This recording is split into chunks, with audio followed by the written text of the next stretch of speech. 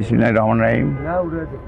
আপনারা জানেন যে দীর্ঘ একটা বিভিন্ন প্রতিঘাত ত্যাগের বিনিময়ে অর্জিত একটি গণতান্ত্রিক পরিবেশ আমরা পেয়েছি।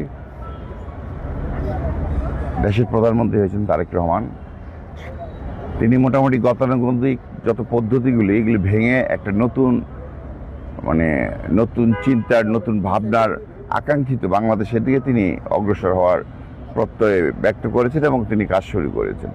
তারই অংশ হিসেবে আমাদের নারায়ণগঞ্জ সিটি কর্পোরেশনে আপাতত জনসাধারণের দুর্ভোগ কমানোর জন্য আমাদের দলীয় বিবেচনা সরকারিভাবে আমাদেরকে নারায়ণগঞ্জ মহানগর বিএনপির আহ্বায়ক অ্যাডভোকেট স্বাগত হোসেন খানকে পৌর সিটি কর্পোরেশনের প্রশাসক হিসেবে নিয়োগ দেওয়া হয়েছে। আপনারা জানেন যে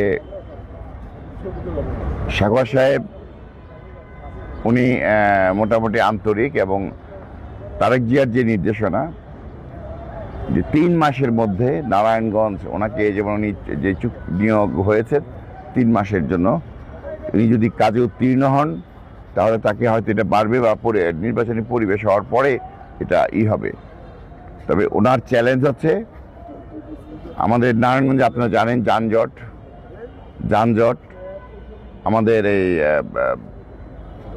হকার সমস্যা ঘোষণা করেছেন যে আমি কল্পনা করে আগামী 60 দিনের মধ্যে নারায়ণগঞ্জকে একটি বর্তমানের থেকে একটি তুলনামূলক সচ্ছল, সতেজ, স্বাস্থ্যকর নাগরিক মান উন্নয়নে যে কাজ করবেন মহানগর যুবদল এবং নারায়ণগঞ্জ বিএনপি এবং সহযোগী সংগঠনের পক্ষ থেকে যে প্রশাসক সাহেব জনসাধারণের মান উন্নয়নে যে নাগরিক মান উন্নয়নে যে কাজ করবেন আমরা তাকে সর্বাত্মক সহযোগিতা করব এবং আমরা সকল স্তরের জনগণের কাছে আহ্বান জানাচ্ছি আপনারা এই নারায়ণগঞ্জকে অগ্রগতিমূলক কর্ম